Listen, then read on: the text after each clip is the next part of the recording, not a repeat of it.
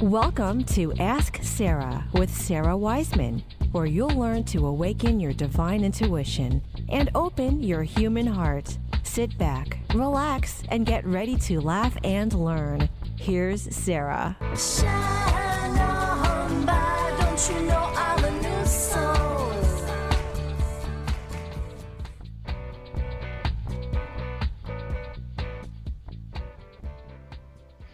Hey, everybody, and welcome to Ask Sara with Sara Wiseman. So happy to be with you here as we just round out May 2018, and we're going to head into June really soon. And just recently, just yesterday, actually, we had our full moon going into Sagittarius.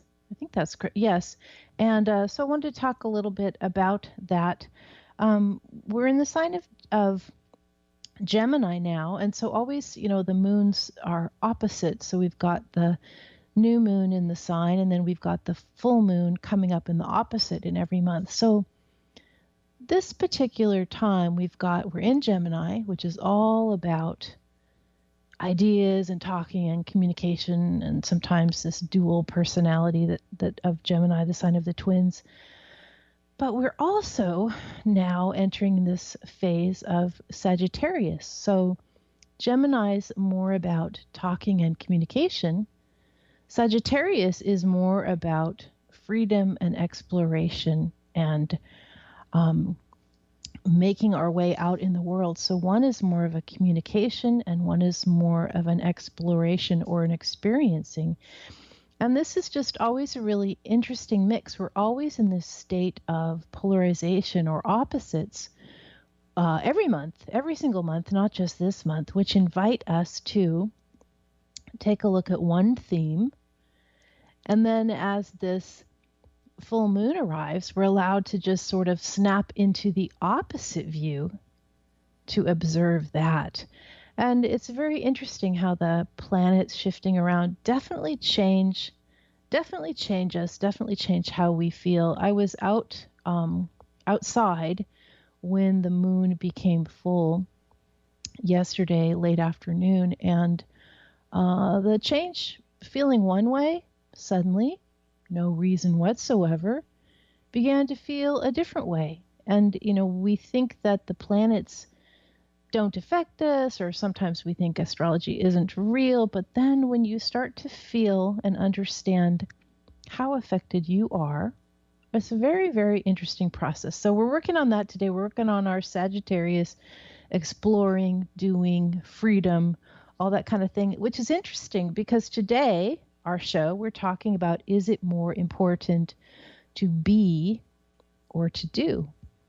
Which is kind of the same idea. Is it more important to be and to do? And perhaps in this Sagittarian moon, we're going to be asked to do a little bit, or to explore, or to really kind of broaden our horizons in the earth world, in our worldly life. Today is, of course, Free Readings Tuesday. I invite you to call in 888-298-5569. That's 888-298-5569. So we're going to be talking about being and doing. I also want to talk about my new book, Messages from the Divine, Wisdom for the Seeker Soul. I got to say, I've just been thrilled at the reception this book is getting. Up in Seattle a couple weeks ago, then down in Portland. To this week, we're heading to Corvallis Grassroots Books, and we're heading to Book Bin in Salem. And then I guess we're going to go west to Denver in June for 4 days.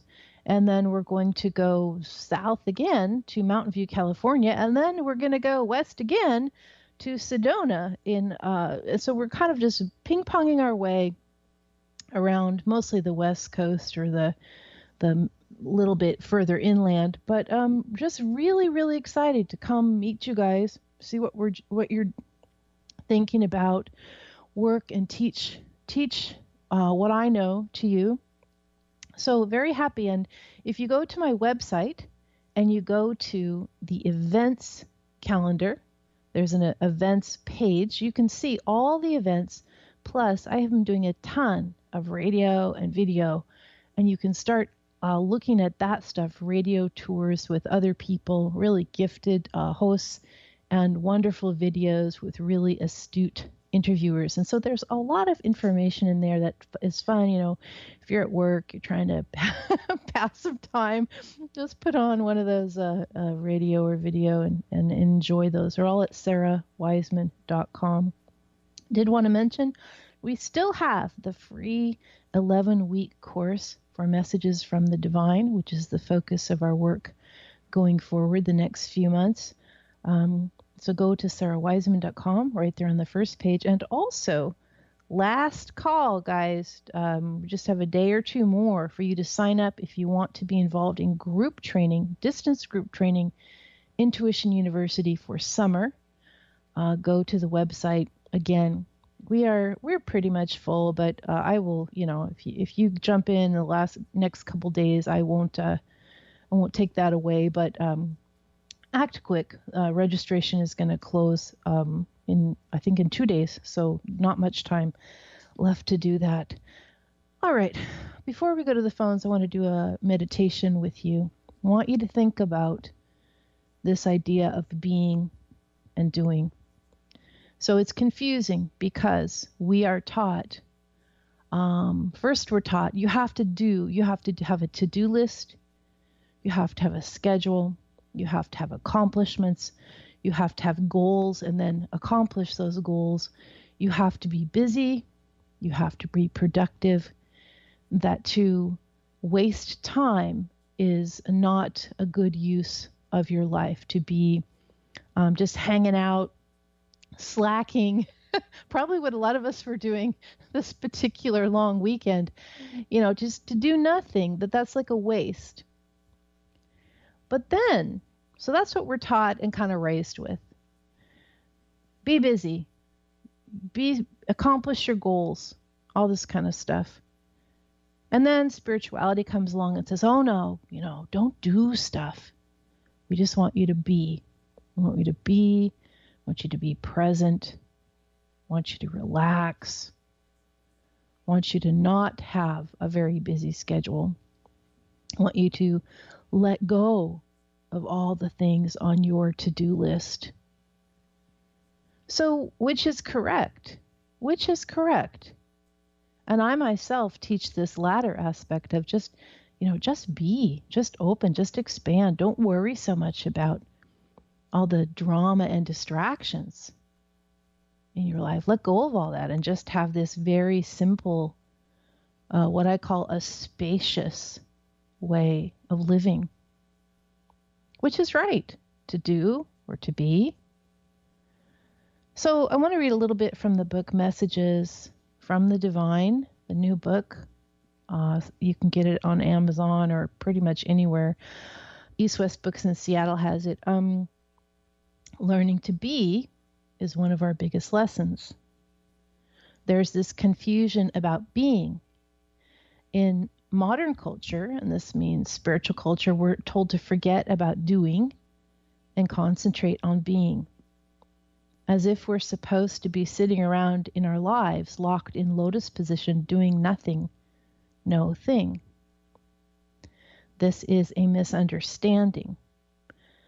We are not meant to slack, to waste life, to hang back, to not experience. We are meant to have a life rich with a variety of experiences so that we are continually expanding our understanding of ourself in the world. Being doesn't mean not doing. It means not doing things mindlessly, not doing things by rote that are not well considered, that are old, that are of the past, that are not conscious, that are not who we are. It means sometimes doing many things, as many as you like, but from a state of being, a state of consciousness, a state of wonder and awe and pain and grace. And so this way of being in the world means that we're actively doing whatever it is that our soul's calling or our soul's purpose is, whatever the universe is directing us to be involved in. We're doing all that, but we're doing it from a state of incredible relaxation and incredible awareness, incredible expanded state of recognizing ourselves as soul first. And this is the difference. So that you're living this life of really being involved and engaged, doing as much as you like, but you're doing it from this state of being fully present. And this is the challenge that we're being given, how to live as fully as we can without the mindless to do or the non-considered event and so forth. How are we able to really decide what our conscious choice is for us and then to be and do from that state? I'd like you to close your eyes. And I'd like you to just review in your mind everything you've done today. For a lot of you, it's the early afternoon, not for everybody. But anyway, go back from the moment that you woke up today. And I want you to take a look at everything you've done. You just go, so you remember what you just did. And then remember what you just did before that.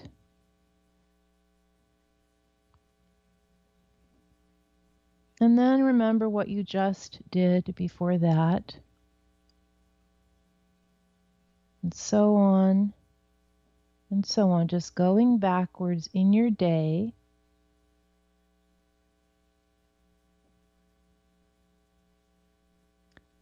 Until you reach the point where you are in bed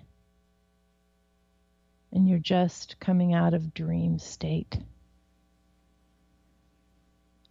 And let's just review that one more time. I like to sometimes make several passes at things. So you're going to where you are right this moment and going backwards, recalling every single thing you did until right when you are waking up from dream state this morning.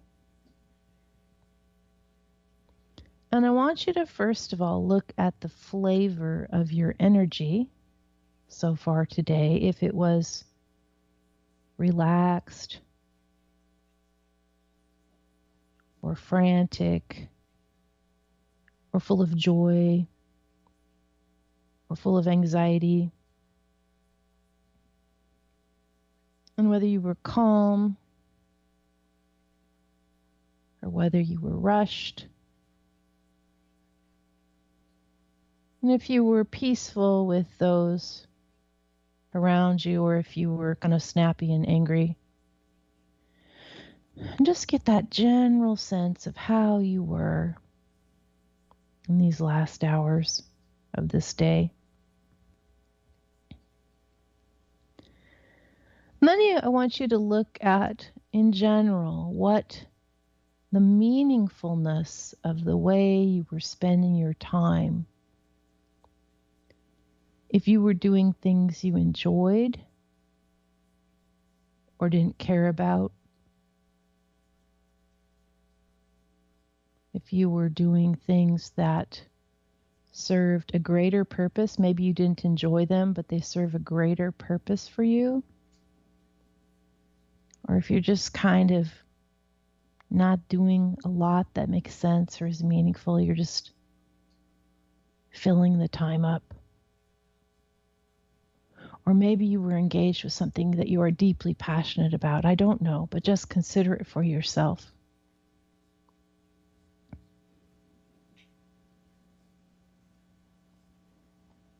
And then just sort of assess where you could have more of a sense of presence, where you could have more of a sense of meaning,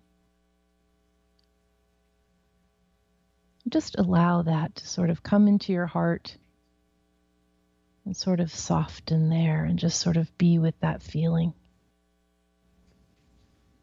Just kind of be with that feeling, adding more meaning and more being and more enjoyment and more presence into your life going forward, starting with the rest of today.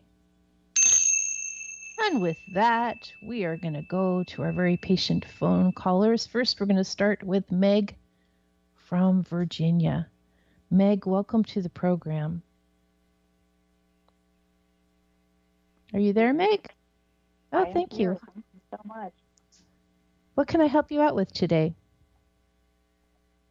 Well, lately I seem to, after having a good long period of successes and improvements on all fronts, including health, I seem to be working really hard at bringing those all back down to square one. And I'm kind of in sabotage mode. I don't know why that is. Does this have to do with like some kind of program or diet or weight loss or fitness kind of thing that you've been doing, or what's the basic area? No, I was suffering from really bad depression, and I did get very sick. So I did improve my diet and my lifestyle. The changes that I made, I think, were definitely, incredibly helpful in getting me to get healthy again, including psychically healthy again. But now I'm just kind of indiscriminately eating and not really caring a whole lot, and I'm getting to be in a bad place again pretty quickly. I don't know why that is. Yeah, no, thank you. That's what I was seeing is kind of it's, so maybe you weren't on a diet per se, but it feels like it's the food that is, no, I'm not a doctor or any of that. Everyone, we all know that. So just this is what I'm receiving energetically for you. But the food is, if we looked at food as drugs instead of as food, if we just looked at it as it's a energy essence that creates a drug-like feeling for us. So, when we eat chocolate, we get one hit or feeling. When we have alcohol, when we eat gluten and carbs.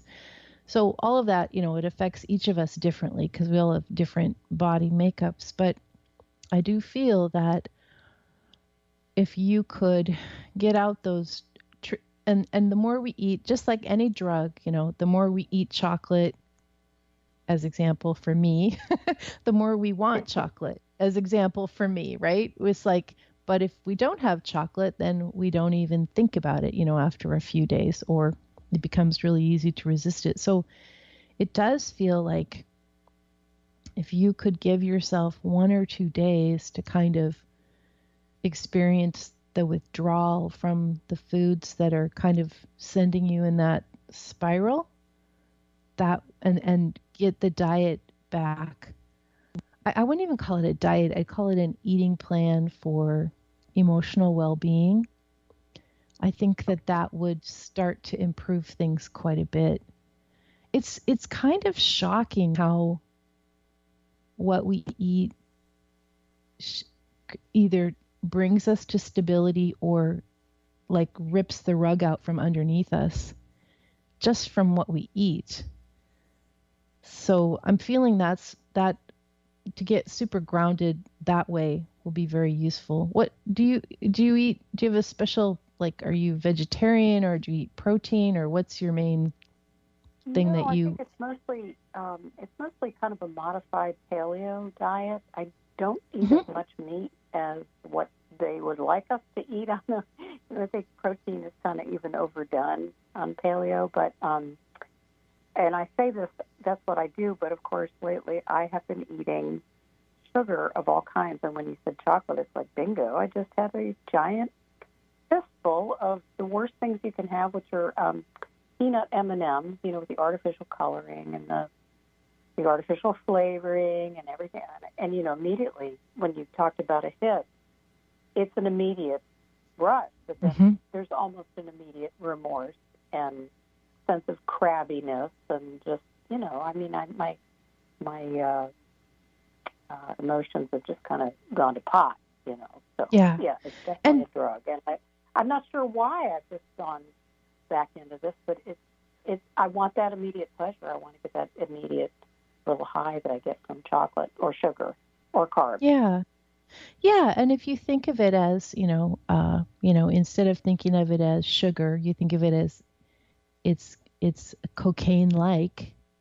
Of course, you're gonna be addicted to it and enjoy it, and all those things that the reason people take drugs is because they make them feel better instantly. And so, if instead of using the food to do it, if you what I do, I'm not a vegetarian. I tend to eat quite a bit of protein via chicken or fish. And I find that if you have a slab of salmon, say, right, you can't eat chocolate at the same time. It just doesn't, it's like one substitutes the other and the body keeps very stabilized by the protein. And I know there's lots of vegetarians out there, and I super respect that. But I'm just saying for some kinds of bodies, this is what they need too. So I would just almost do like a cleanse and get back on very strict for just a couple days. And then after that's in place, when you start to feel that sadness, my technique is either I go meditate, or I go exercise, or I just remove myself into a different surrounding. And sometimes just getting it, if you're inside, you step outside, or just whatever it is. And just those small things will really, the emotions just come and go. And if you can just distract yourself long enough, you won't go into that swirling cycle down. That's You very just helpful. Thank you. That's extremely helpful. I work from home, so my temptations, and I've worked from home for long enough now to know that if I don't have something in the house, that's a good thing, because chances are I won't be constantly hovering around the kitchen. But yeah. But yes, I think that now that's not. I mean, working from home is still on the table, but I can remove the option of having this in my house, and I have it in my house right now for a reason. But removing myself from the situation, I think, will be very helpful, to step outside, go for a walk, do something different, change the environment. Yeah, and then if it's really, because sometimes we get into these habitual feeling cycles where we've already dealt with the loss or the emotion, or whatever needs to be processed. It's just like kind of a return habit to go to that place. And so that's why shifting your attention, it's like we don't have to go through the entire emotional process every 15 minutes when when we have that sort of emotional habit return. We can just, oh, I'm having, this particular familiar sadness. I've already processed it. And so I'm going to just step outside for 5 minutes, and that will give you something new to look at. It'll just shift it. So, okay. Yeah. Well, thank you. Yeah. Thank you, Sarah. I appreciate that. Yeah. Thank you, Meg. Thanks for calling in. I wish you the best. I think a lot of people resonate with exactly what you're talking about. So it's a good question. I'm not alone. I'm sure of that. Absolutely. Okay. Thank you. Thanks so much. Well, yep. Let's go to the very patient Barbara from Colorado. Barbara, welcome to the program. Hello. Hi, welcome. Thanks for your patience. What can I help you out with thank today? you for taking my call. Yeah, Sure. I actually have two questions, and I was wondering if you could get a hit on. I am in a job right now which is less than satisfying, and I have applied for another job and have a lead on another, and I was just wondering if you see any job shift in my near future. That was one question, and then the other is about an upcoming grandchild. Oh, yes. Well, definitely. I don't know that this particular, I think there's going to be a couple applications before the right job comes, but it feels like also there is a slight delay So it's almost like they're waiting or something has to get, sometimes like they can't hire, what is it now? It's May, but like they might be like, we want you, but our budgets don't open till July or something like that. So I would apply to at least 5 or even 6 places. And because that's not there's gonna something happen about, in this area. oh, okay, well, This area. well, consider to apply to as many places as you can, because there's part of that. It's like there's got to be more than one thing going on. Okay. Yeah. So, how far away are you from Denver, or are you 3.5 out in hours. remote? Oh, Yeah, okay. Okay. I'm a half hour west of Aspen. Okay. Okay. So there's something about multiple applications that's very important. So just pay attention to that. What's your question about your new grandchild to come? Well, my daughter is having a baby at the end of June, and I'm wondering if she's going to allow me to meet my grandchild. Oh, it feels like there's a lot of opening in your life, so that things that were shut down, it feels like it just feels like things are about to become a lot better and easier for you. Almost like, thank God. yeah, it's almost like there's a big wave of I don't want to use that word for forgiveness, but it's a big wave of letting the past be the past, and just more connection and renewal of old relationships that might have, it feels really quite nice. So just be in hope, and I think that that's going to have a significant shift there. That feels good. I can have the picture in my mind of you being able to be with this child. So when I can see the picture, that always says that the reality is coming. So that will be good. Oh, thank you for that. Yeah. Well, Barbara, best of luck to you. We're going to take a quick break for the show. Thank you. Yeah, thank you. We're going to take a quick break. Everybody, you've been listening to Ask Sara with Sara Wiseman, and we will be back in just a moment.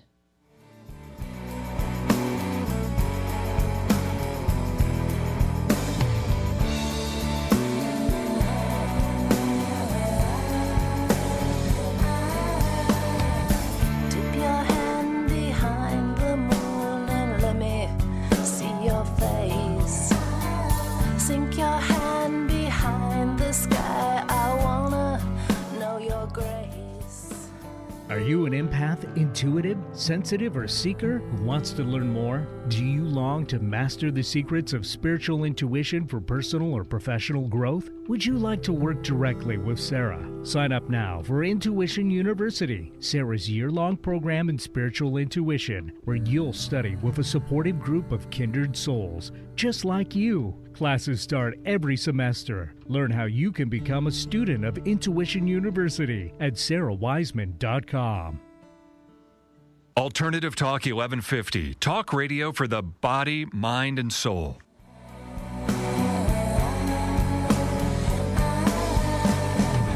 Trail your fingers through the sun. Gold sinks in deep. Trail your fingers through my hair and press it to your cheek. Somewhere the sun is shining. Alrighty, we are back with more Ask Sara with Sara Wiseman. Going to go to the phones where we have Deanna calling from San Francisco. Deanna, welcome to the program. Hi, Sara. Thank you for having me. Yes, thank you. What is on your mind today? So I've had this deep desire to channel for about a decade now. I've read many books, taken many workshops, and I'm still conflicted as to why I feel it's not happening. It makes me question whether I was born to live this life just desiring it, which completely goes against my beliefs. So I'd love some insight on that.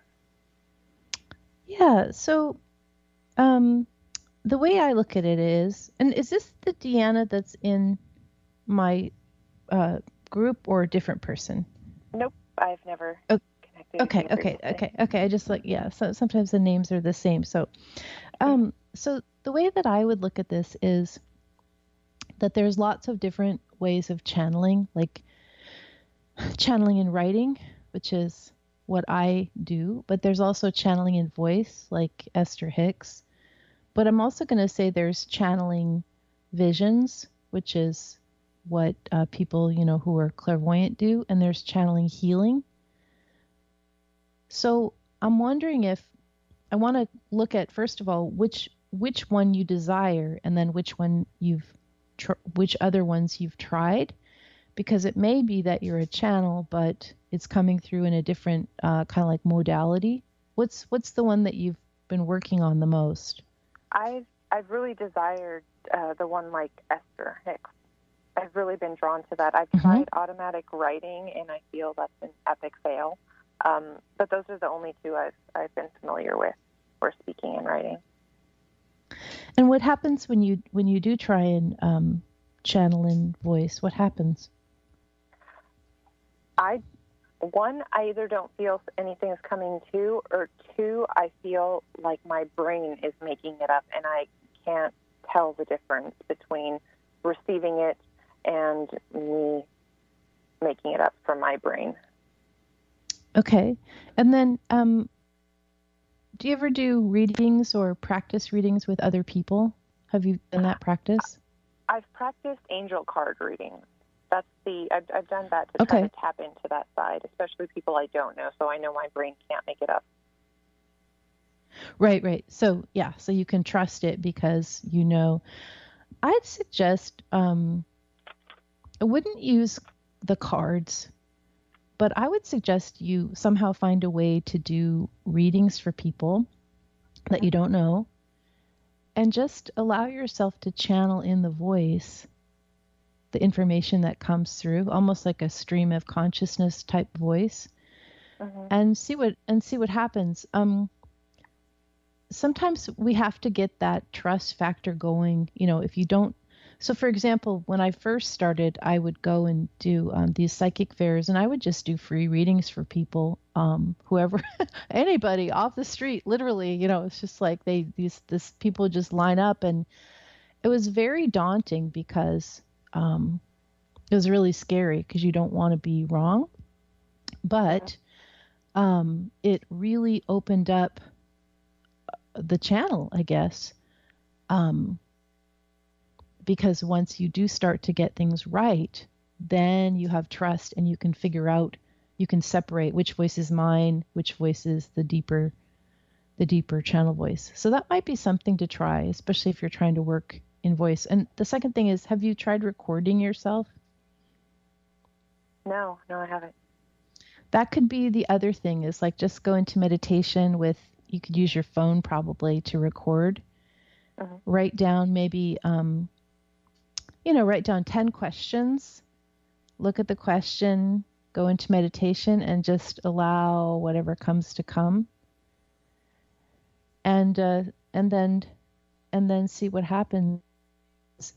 But the thing that I think is it's really useful to not get like too attached to one particular style. Like I always wanted to do mediumship, and that is not that is I can do that, but it's not my strength. It's not my strength. My strength is the writing and then the clairvoyance. So I guess I would just check in with, why is that particular aspect so important to you when there's such a diverse array of that are like equally important? I feel that it does being an example of living in our God energy. That's what I feel it represents to me. And I'd love to, I want to experience that because I feel we're all here to live in our God energy, and two, to be able to help others and be that example for them. And I can't believe that I can desire something for so long and not experience it after all these years. Those urgings keep coming back to me to keep wanting to do this. Yeah, I mean, I think that that's if that's your feeling, then that's if that's your strong soul's calling, that's absolutely correct. So then it's just about finding those little tricks to get that brain out of the way. And I would suggest trying the readings, like, just go be part of a psychic fair and just put yourself out there on the line, see what happens. And then the other is trying the recording, because sometimes using the recording devices also gets the brain out of the way in a different way. That's all you're trying to do is just get that brain out of the way. Yeah. Are you able to tap in to see if that's something? I just don't want to continue spinning my wheels here. If there's something that would be better that I focused on instead, I can't get into my own brain. I feel like I have kind of tapped into that in this conversation, and it feels that's your true desire, that's your true calling, and so there's a lot of processing that it's a lot of soul lessons to step into our true calling. And so I feel like you're working through those, and you just keep working. Thank you, Deanna. Thanks for calling it. Yeah, thanks for calling into the show. Yeah, when we are faced with these true knowings, we just tenaciously keep working on it until we do it. And that is that's that idea of, is it more important to be or to do? In Deanna's choice, it's more important to fulfill her destiny. And part of the soul journey is to figure out, well, how do I do that?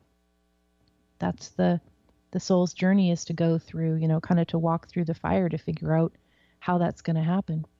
All right, let's go to, I think it's Eileen from Brooklyn. Eileen, welcome to the program. Thanks for having me. Can you hear me okay? Yes, thank you for your patience. What is on your mind today? Well, I have a few things, all related to career. I decided in 2016 that I would initiate my own business. And then I decided that in 2016 that by 2018 I would be working for myself. So this year I accepted a leave of absence from work. And I started on this carpentry course because I always envision myself like building something. I definitely want to build my business and at some point my own home. And I want to be like hands-on involved in that myself. So that's why I decided I'm going to learn carpentry. But I've always gravitated and had this love for metaphysics. So I'm also considering studying metaphysics at the University of Sedona. Yes, I just want to know what do you see? I feel strongly about it, and I just want to know, what do you see? So you are very, very strong, both in your personality and in your soul energy, I guess I would say. And so you're an absolute leader. And so the vision that I'm seeing for you is that in this work, you're going to have a team that you are organizing, or several teams, or not so much you're going to have a bunch of employees later on. It's more like you're going to be connecting with teams or groups of people or community groups, or you've got this amazing leadership for community. So it's very like you have the ability to rally people around you and have them do good things. So that's really important part for you. You're going to be very, very successful in your ventures. I don't know too much about University of Sedona, but I don't think that is and I'm sure they're just wonderful. But for you, I'm not seeing the need to explore things in that same way. It feels like where you live in Brooklyn, there's going to be teachers to go to and people to meet that are going to provide you with like everything you need in terms of your metaphysical understanding, because mostly your metaphysical understanding is already like super built into you from birth. So it's not like you need a few teachers and you'll just have it all down. So, and it also doesn't seem like metaphysics for you is not what you practice as your business. You have a practical business, and you use metaphysics as the way you run your life. So you're not going to have a healing business, for example. You're going to have more like this carpentry or more practical style business, but you're going to use your understanding of metaphysics as the way you run your life and your relationships and your business and so forth. Does that make sense to you? You're not that you're not going to.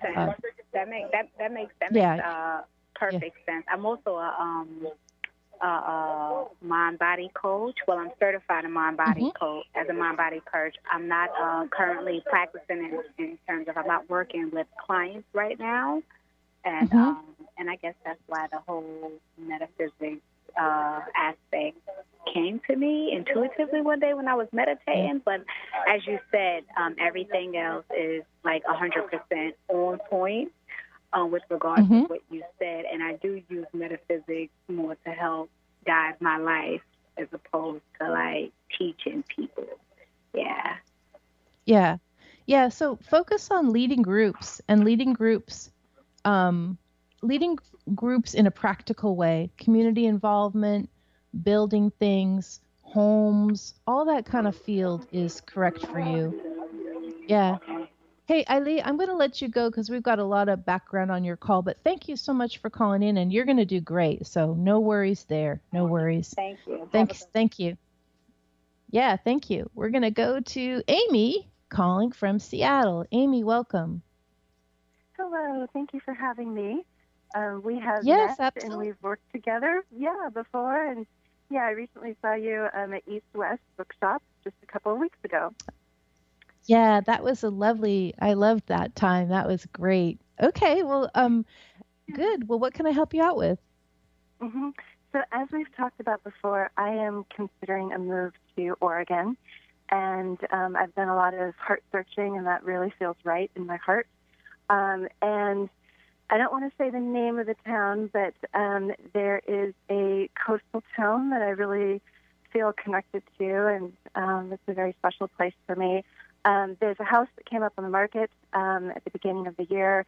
I ended up purchasing this house at the end of March, but I got nervous, and I backed out within just a couple of days of putting down the offer. The sellers were, of course, very gracious and understanding. Since then, the house has remained on the market, and I have really questioned myself, and I've been reconsidering that. I know that I got a little scared. Things felt uneasy, uncertain. That was why I backed out.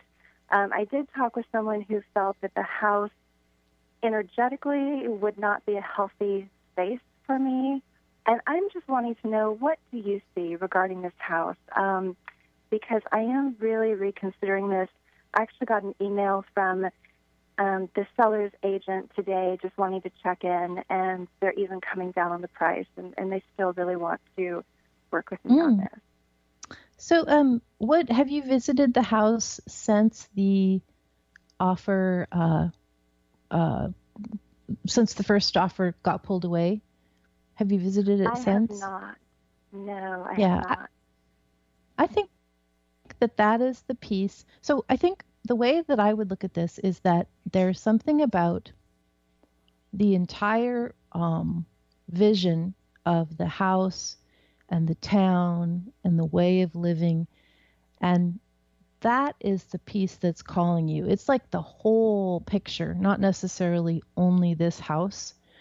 The whole picture of life change is calling you. And so what you want to do is take a road trip as soon as possible, not like today, but like, as soon as you're able, and go down and just use that road trip as a journey to discover what signs and, synchronicities arrive to you.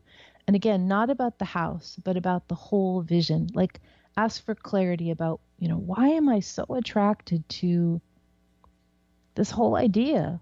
What is it there?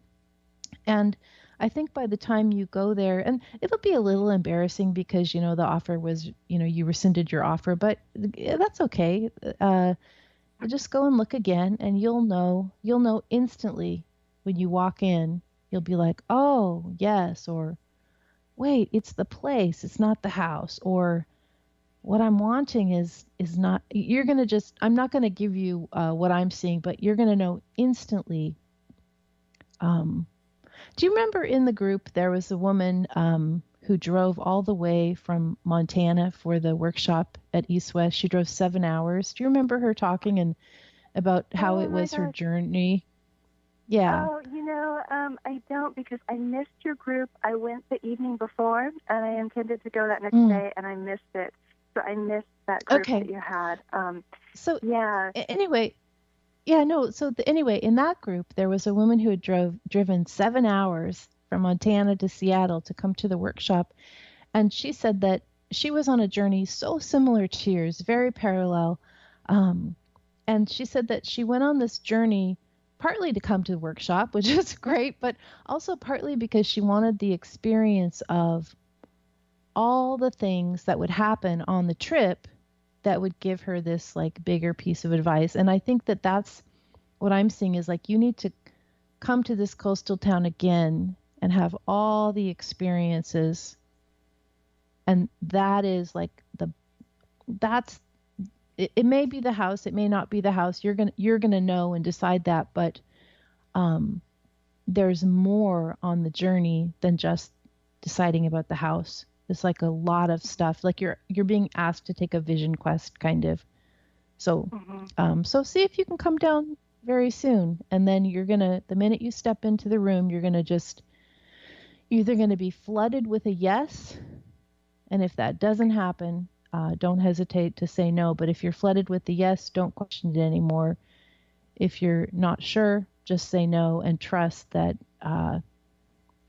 you're gonna know. You're gonna know either way. And I want you to have that feeling without me saying what I think it's gonna be. So, Amy, thank you for calling. I keep getting the messages that that's the right place to go to for now, that it is the experience of that place that I need. Yeah. Okay. So take the trip and get that full confirmation. Take that trip. Yeah. Thank you. I'm going to need to go to the phones. Looks like we've got Janice calling from Vancouver. Janice, welcome to the program. What can I help you out with today? Hi. Can you hear me? Yes, sure. Go ahead. So my husband, so I'm not sure if this is anything you can help me with or not, but I'll put it out there and see what you say. So my husband, we've been married for about 25 years, and he is in the initial stages of a diagnosis of an aggressive form of cancer.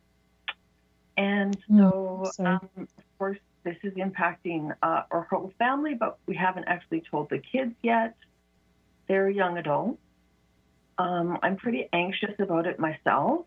I've been waking up and kind of feeling like I'm like vibrating. Anxiety, like on the inside. So I guess what I want to know, if you can help with, is how the disease will unfold for us. What can I do to best take care of myself and my family?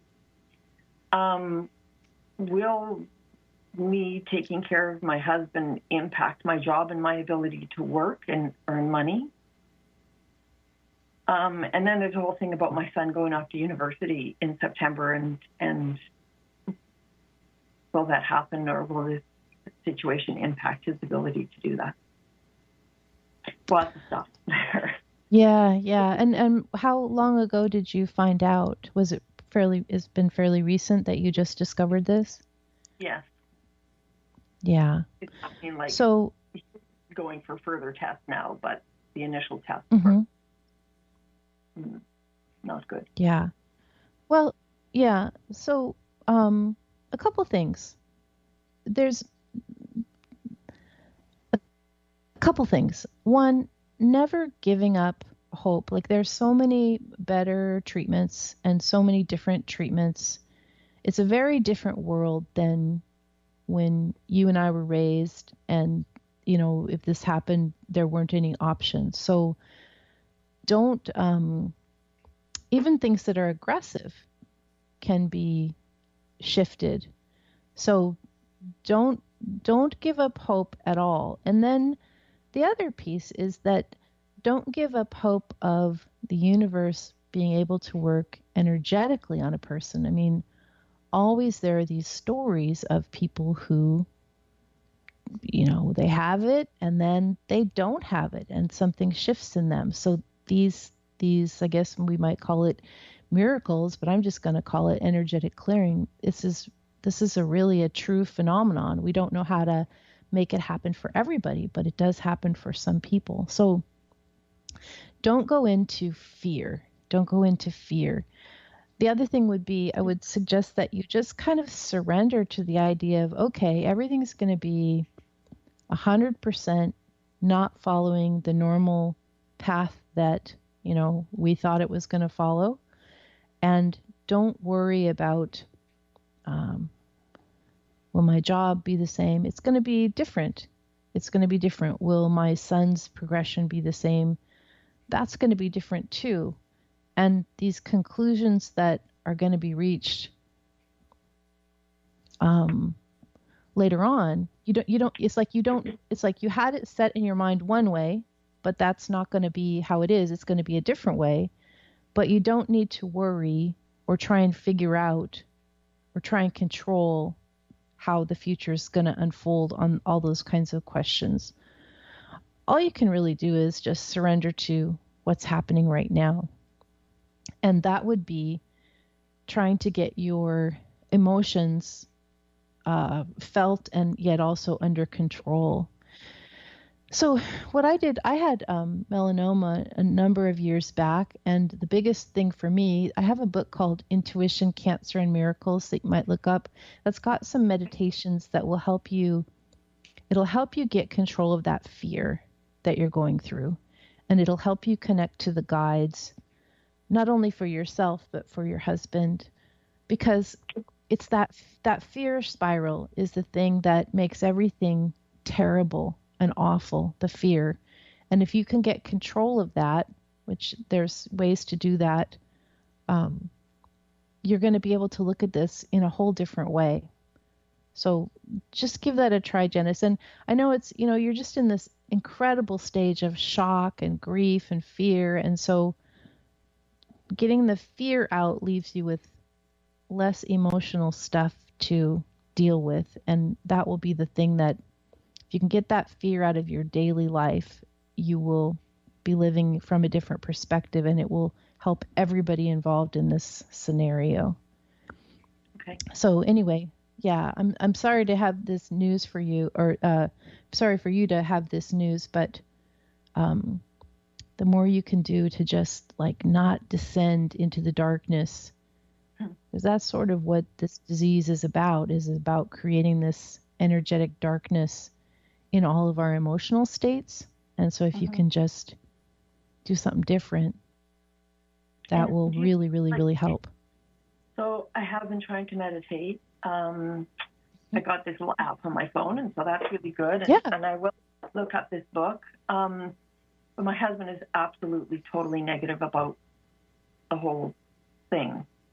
And I'm trying to get him to have a positive outlook on it, but I'm not being very successful there. Yeah. Right. Well, I think that's something you won't be able to change him, but you can change your own self, and that's going to be all you can do in this particular situation. Check out the book. There's so much in there. It's going to really give you a different way of looking at things. And I do appreciate your calling. I need to end up the show because unfortunately we're out of time. I'm sorry about that, but good luck to you, and don't give up hope. Don't give up hope at all. Okay.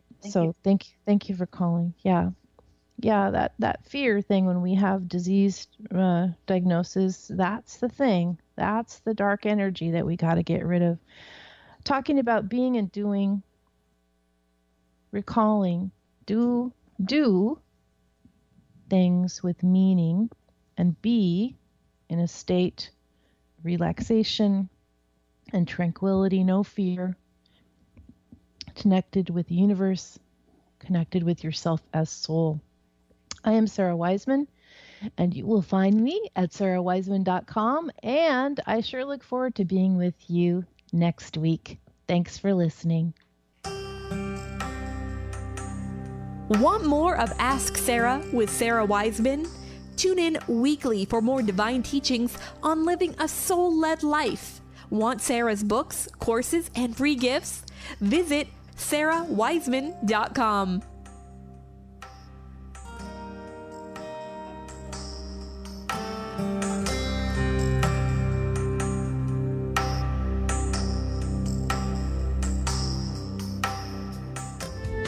The preceding audio was via a Skype call.